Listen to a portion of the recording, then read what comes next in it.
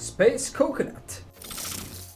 Okay, and today I'm going to talk about the things I like about Dead by Daylight, because I'm going to show you why this video, and positive videos like it, are completely useless to help the game improve. Before I get into it, sub, like, share, and hit the bell so you don't miss any videos in the future. If you ever want to talk about anything you see in my videos, I'm live every Saturday on Twitch with random streams during the week, if my retail job gives me time. And join the Discord if you want to chat with me or any of the coconuts about anything you feel like talking about. Links to everything are in the description. Now let's see, where should I start? The atmosphere of the game is very eerie, and the sound design of the environments is very well done. There was a period of time where a bug nearly muted the music designed to distract killers and prevent them from hearing well, which made the experience much more immersive, and the sound design really popped out for many players who never realized it was so good. I would catch myself getting distracted by the ambient bird noises and creaks while searching for survivors, wondering if it was them making a noise, or if it was just the ambient thing that I could never hear before. Unfortunately, this wonderful sound design is hidden behind a loud and obnoxious music track that the devs use to obfuscate survivor sounds to make it easier for them to hide and escape the killer. The diversity of killer characters is something that I enjoy also. Being able to have slightly different variations of the core gameplay loop is nice. However, that diversity is a double-edged sword when it comes to balance. Learning how to play different or new killers can be unnecessarily difficult, as we all know. But balance issues aside, the diversity of the characters is becoming self-limiting. Ghost is Shape version 2, and the Blight is a variation of Hillbilly, Oni, and Legion, who all run fast and hit survivors in one way or another. I mean, there's only so many ways you can make a character that goes zoom zoom //. The cosmetic options for survivor and killers are quite varied in both appearance and quality. Some themed items are very entertaining, like the Dwelf cosmetic, while others are bad attempts at something interesting, or at their worst, dull recolorations of existing cosmetics. Recently, some of those cosmetic options have been locked to each other, so the devs don't have to worry about quality checking them to fix any clipping issues, and added a higher price tag onto some of those legendary cosmetics.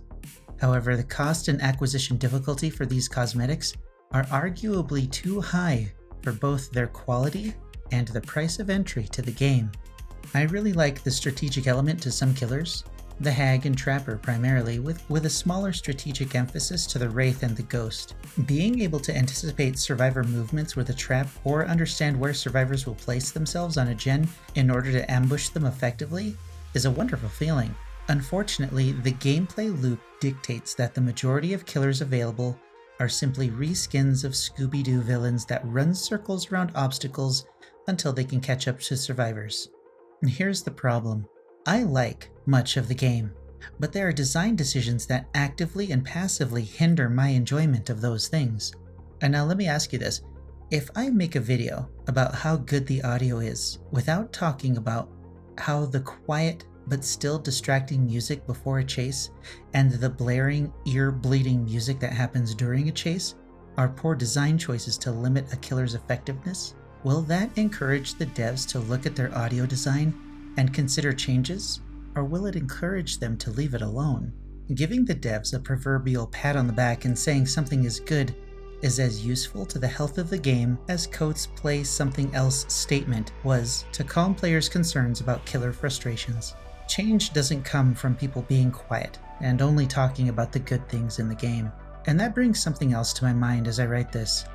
This weekend brought another peak of players, but it wouldn't be out of line to say that those players were here just because the game was free, Ninja was playing the game, and there was a Halloween-themed battle pass that was released. Yeah, I said it. Everyone knows that this wasn't a Halloween event. Anyway, the boosted player count that the game gained during this time was because of marketing, not because the game is improved or is in a good place, which means that the numbers will slowly drop off, especially if the rumors are true and we won't see a winter event for the second year in a row. I don't know about you, but I miss full-blown events, and it kind of pisses me off that the Battle Pass is the reason that the devs have shifted away from them. Yet another thing I like that was ruined.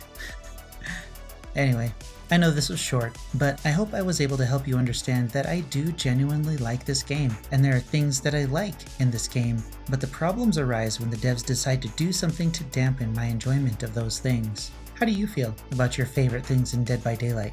Have the devs implemented them well, or do you think there are things that they've done that kinda ruin those things for you? Let me know your thoughts in the comments below and we'll have a discussion. I'm looking through all the comments from the last Halloween event video, and I'll be picking a topic for the next video from those, so hopefully I can get that done quick. Anyway, it's 11:30 on election night and I need to get this done so I can go to bed. I know it was short, sorry, but until next time, I'll see you in the fog.